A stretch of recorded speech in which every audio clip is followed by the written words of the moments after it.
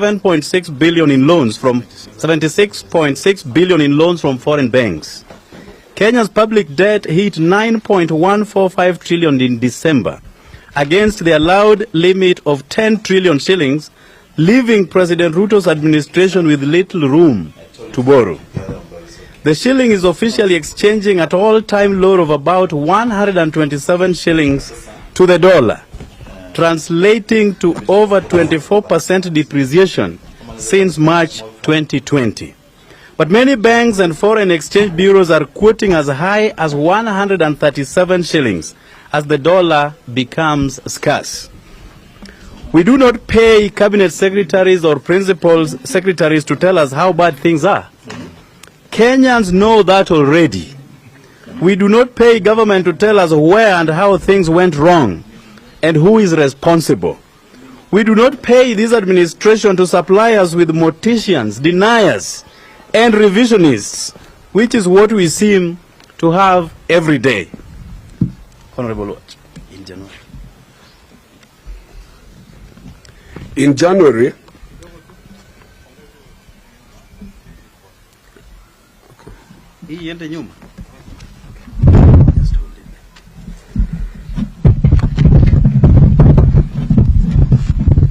are we okay? In January, Professor Ndung'u warned Kenyans of tough economic times ahead as energy and food costs soar and inflation rages in the fallout from the war in Ukraine. During campaign, Ruto said Ukraine war had no effect on Kenya. On Tuesday, Nation quoted Njuguna Ndung'u once again saying, "From all the things we have analyzed, 2023 is not looking good. There are clear signals that it's going to be a tough year and that the global economy is one example in terms of where we are going." Ndung'u asked Kenyans to brace for a new round of belt tightening as the new Kenya Kwanza administration moves to stabilize its finances. He did not say when. As electricity prices have continued to soar, David Ndii, the chairperson of Ruto's Council of Economic Advisers, turned around and claimed that the Kenya Kwanza regime never promised Kenyans cheap electricity. Yet, we know countries that have cheaper power than Kenya and do not experience outages. Given the foregoing, we wish to be clear as follows. As Kenyans, we pay administrators to solve our problems, not collate and highlight them. Our question to William Ruto, Gachagua, the team at the National Treasury, and the so-called Council of Economic Advisers are as follows. When are things going to get better? When will the shilling stop falling and losing to other currencies? When will the shortage of dollar end? When will the prices of essential commodities come down? I will let my colleague continue from there. What is the plan? Can the plan be shared with Kenyans? We are concerned that the timelines keep changing. In the beginning, Kenyans were told costs would come down as soon as Ruto put the Bible down. After being sworn in, since putting the Bible down and prices refusing to come down, Kenyans were told fertilizers had been bought, still prices refused to come down. Then we were told Kenya has licensed GMO foods, still prices refused to come down, and the economy refused to pick up. Then we were told to wait for 6 months. Each time the months arrive, the goalpost shifts again. We want answers, and if they do not come in the next few days, we'll have no option but to lead our supporters into these offices for answers. We will follow these officers anywhere and everywhere for answers and not warnings. You should be aware that we even have junior secondary, which is having teething problems. In many of the schools, there's no learning, there's no teaching. many of the schools, they only have a single teacher who is unable to even assemble the lessons.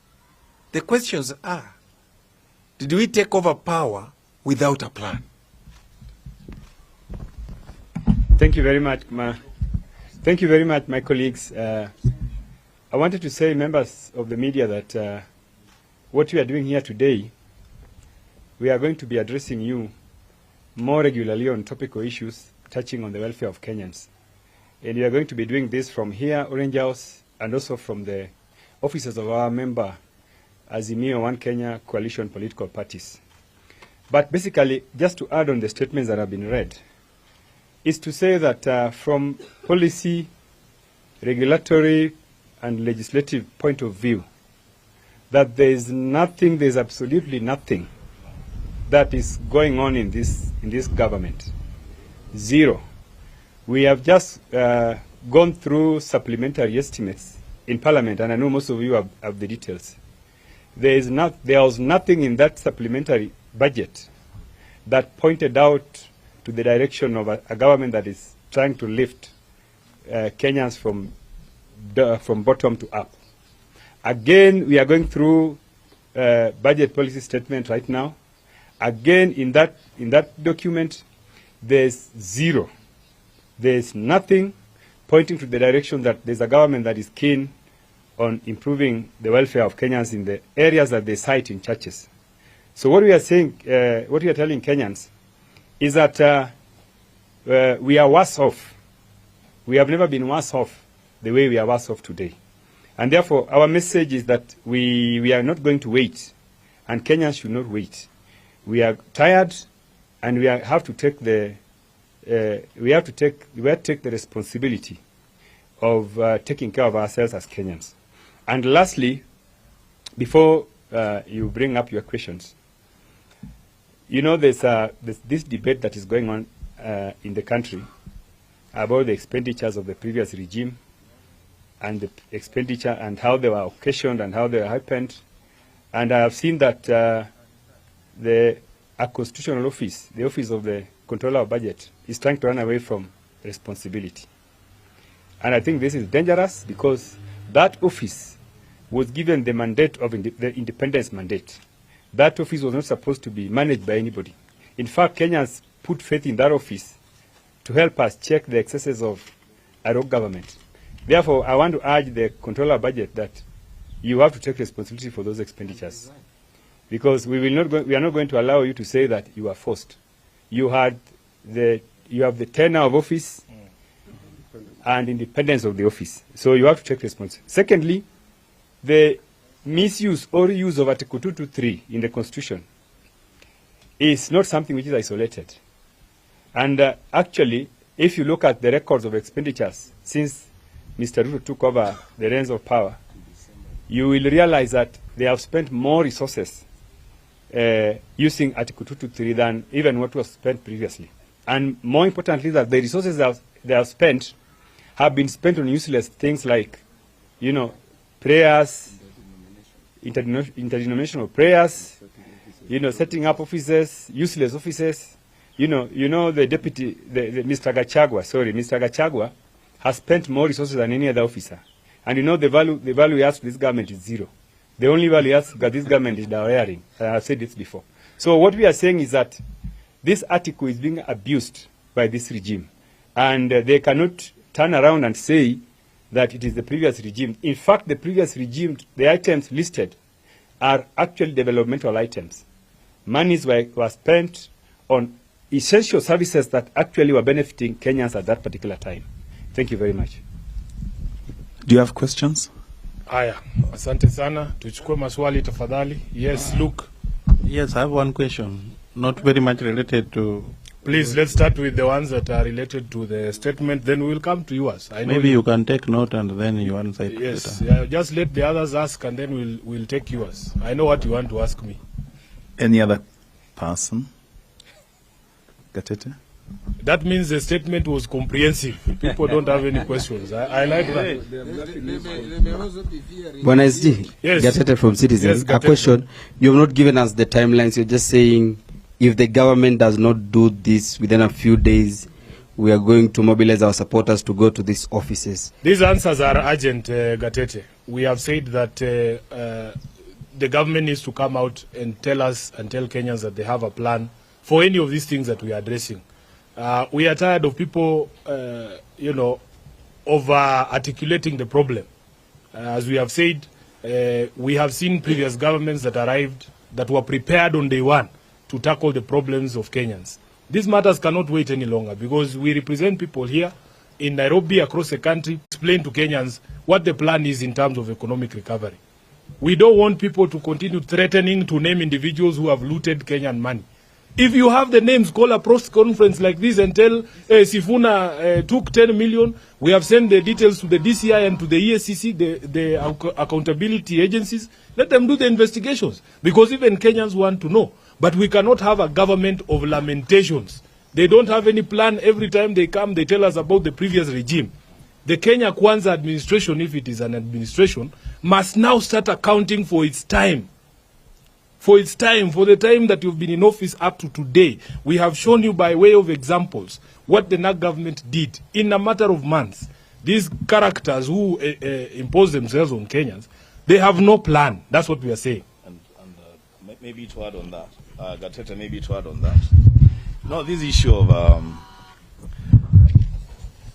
Kenyans being reminded all the time that somebody took money, somebody did what they did.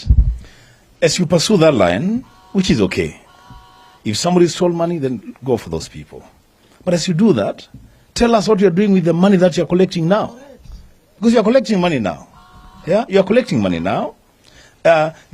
When you came into power, by whichever means you did, the previous government had subsidies for basic commodities. You lifted those subsidies. What are you doing with that money? We need to see you doing something, not always complaining. Thank you. Okay, any other question? Mheshimiwa, when Mheshimiwa was talking about the control of budget, I had Mheshimiwa Oluoch calling for her resignation. Maybe you can clarify that. We will address matters in the statement first. There are no more questions. Can we come to... SG, very quickly. John from KBC. Yes, John. Once again, timelines. You've said few days. What are we looking at when we talk about days? You are aware that there are various programs that are going to be announced by the coalition. Part of that program will be announced tomorrow. Right. Yes. Look, now I think we are done with the statement. Let's hear yours. I'm sure ni mambo ya maandamano. Yes, maybe what Kenyans are expecting, because the 14-day ultimatum is lapsing tonight, what should Kenyans expect tomorrow? Yes, we were with Baba at the Senate yesterday, and he spoke to the media and told you to be patient. There will be a media address similar to this one tomorrow to set out the next course of action that we will be taking as a coalition. So I believe that's the end of it. Now this one, Vincent Odur from NTV. Yes, Vincent. We know the deadline is elapsing to today midnight, and yesterday there were reports that an emissary was sent by President Ruto to try and set up a meeting with the former President Uhuru Kenyatta, and the former president flatly refused, and they used his cousin Kungu. I don't know if where are you getting that, because I don't think any one of us here is aware of what you are discussing. It was an exclusive information that I had. I don't know if you guys are aware of, or in fairness to us, allow us to answer things that are within our knowledge. But from that point of view, are you, Vincent? Is there anything coming from the other side with regards to the deadline? Vincent, we will be speaking to the country tomorrow as the Azimio coalition upon expiry of the deadline to set out the next course of action. Is there any other question? Yes.